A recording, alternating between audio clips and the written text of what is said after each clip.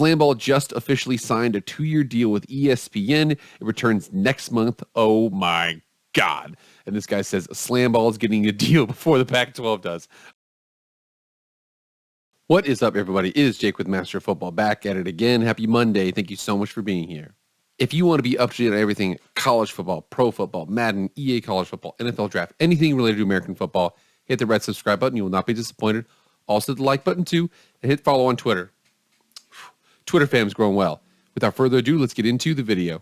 All right, guys, so any of you who've been following college football understand that there's been some delays in the Pac-12's media deal. Again, we thought this thing was getting done as early as, like December, October, something like that of 2022, and we're pushing it all the way out up until the beginning of the season of 2023. As a matter of fact, an old relic was brought back by ESPN before the Pac-12 got their deal. So this is a tweet here that says that in a report, Slamball, anybody remember Slamball, is incredible here. Slamball just officially signed a 2-year deal with ESPN. It returns next month. Oh my God. And this guy says Slamball is getting a deal before the Pac-12 does. I mean, look at this stuff. But look at this incredible sport.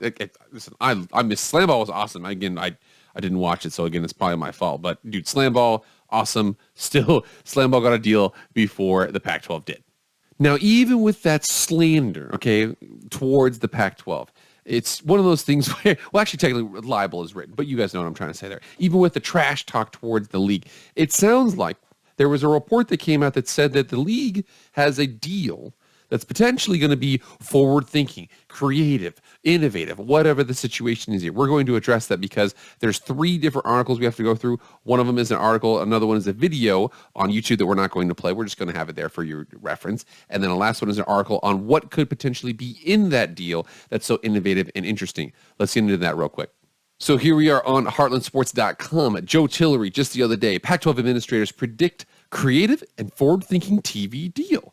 So we come down here and it says, while rumors continue to spiral surrounding the Pac-12 conference's upcoming media deal, many have speculated that the lack of news is a bad sign for the conference as the Pac-12 continues its TV struggles.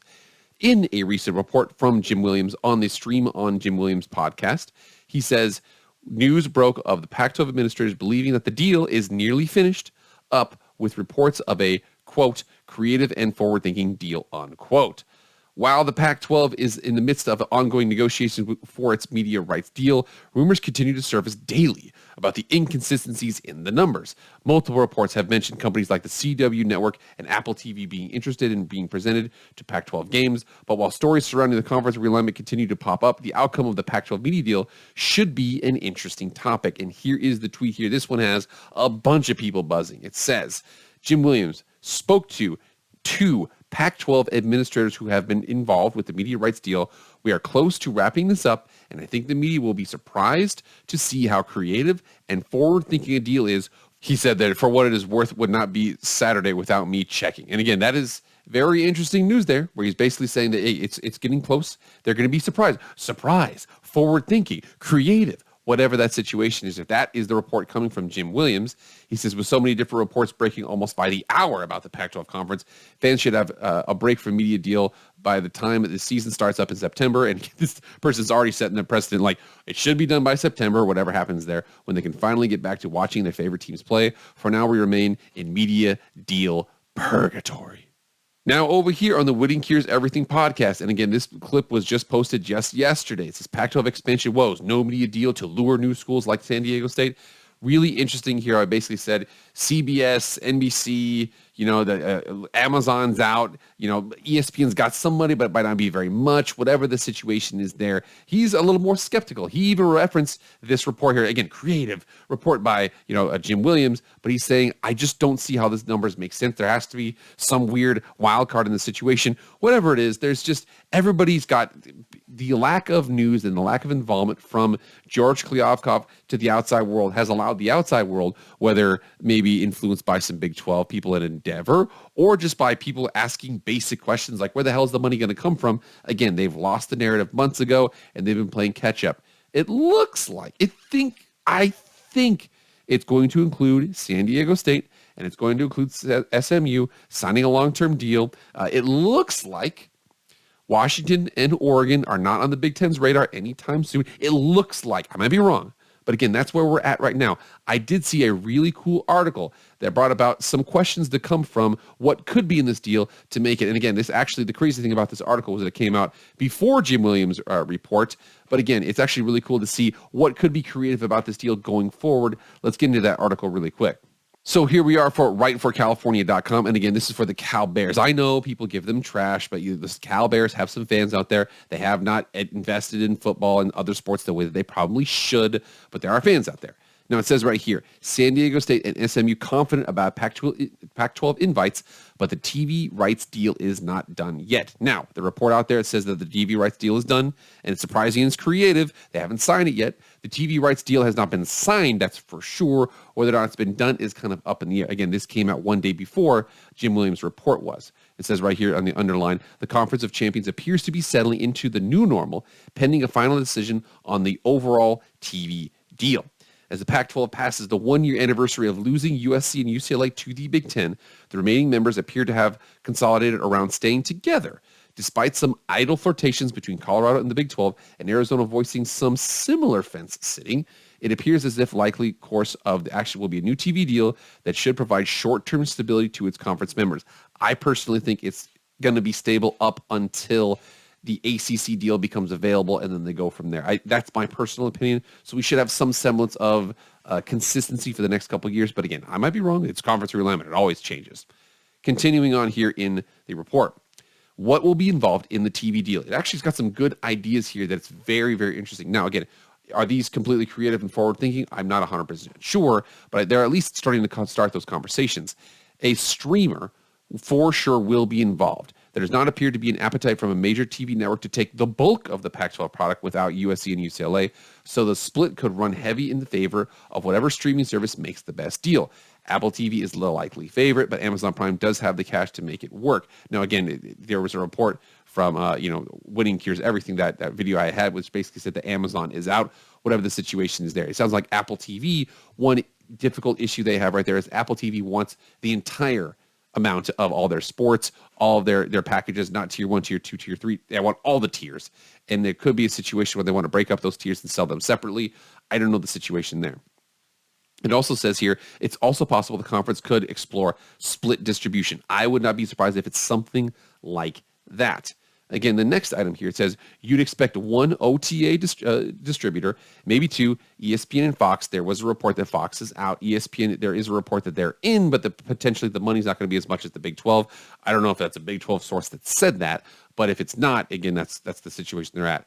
It continues on and says, despite all rumor mongering otherwise, ESPN and Fox are still in consideration, but even oddball networks like the CW and ION have been floated to take on a significant set of the football inventory, likely during the Saturday night slot, but also occasional Thursday and Friday night games. Again, people talk trash on football after dark, this Pac-12 after dark, but again, they are the only network conference other than maybe the Mountain West, that can play those games and fill those slots at 10:30 Eastern for all those night owls out there, all those people downtown at bars, something like that. They're the only conference that can consistently fill those up. And people on the West Coast still watch sports too.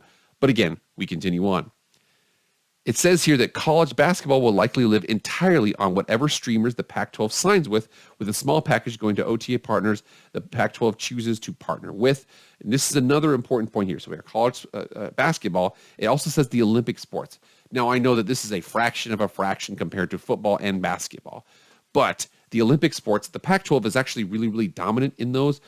If there is one conference out there that can broadcast their water polo rights, their this rights, their that, whatever it is, it would be the Pac-12. Now, again, minus USC and UCLA, that is a serious situation. It's going to reduce those heavily. But the Olympic sports, one of the nicest parts of the Pac-12 network package, is likely to be in the most trouble of maintaining its current streaming status given the lack of ratings. ESPN Plus would be a nice home for these rights, but it's possible that the conference might have to get creative to keep these telecasts going. So this article basically says there, very interesting connection there. You have to get creative. Well, it sounds like the deal is creative. Whatever happens there, I don't know. But again, we continue on.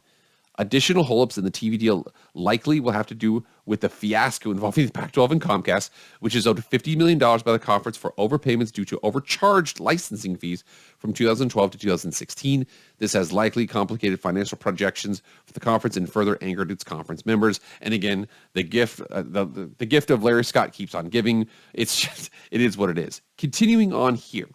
Once that deal is locked into place, presumably the Pac-12 Media Day next month, it's expected the conference will finally be able to extend long-awaited invites to San Diego State in San Diego, reestablishing that presence in Southern California, and SMU in Dallas, adding the Central Time Zone and a place that flies directly to most of the members in the Pac-12. Both schools already seem to be ready for their next steps towards being the newest Pac-12 members in 2024, even though no formal invite has been offered. San Diego State has already subtly announced its intention to exit the Mountain West Conference, asking for a 1-month extension on exit fees they should choose to depart. The exit fee doubles if they choose to leave after June 30th, and it sounds like the Mountain West isn't going to be giving any sort of extension. It says right there that, and given the Aztecs have decided to appeal for a 1-month extension to avoid paying that fee, that seems like the TV deal will not be settled before the end of next week. Quote, if the Mountain West doesn't budge, SDSU will have to pay a $17 million decision looming on June 30th, absent a firm invitation from another conference. Take a leap of faith and leave, or risk paying double in exit fees and playing it safe by waiting. Things are more certain on the SMU front, who can likely exit whenever and be fine financially. Here we go. It appears to be smoother sailing for SMU where it is concerned. Canzano reports that the AAC bylaws call for a $10 million exit payment, but 27 months notice for a school to withdraw.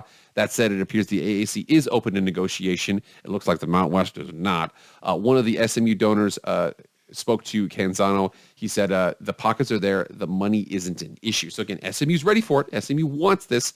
Now, the interesting thing here is for SMU, or from San Diego State, do you leave? And then, okay, well, you had $17 million to leave. Can we recover $17 million by paying ourselves? What's the situation we're going to do there? I mean, I don't know. Do we go independent for a year? I don't know. Continuing on here.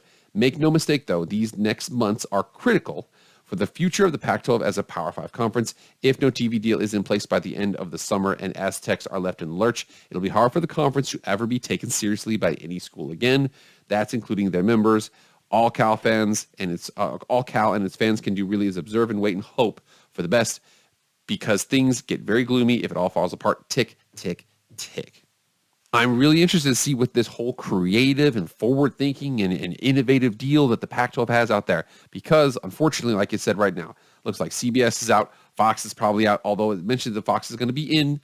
ESPN's got some money. How much money do they have? Are they going to involve Ion and CW? Is it Apple TV Plus?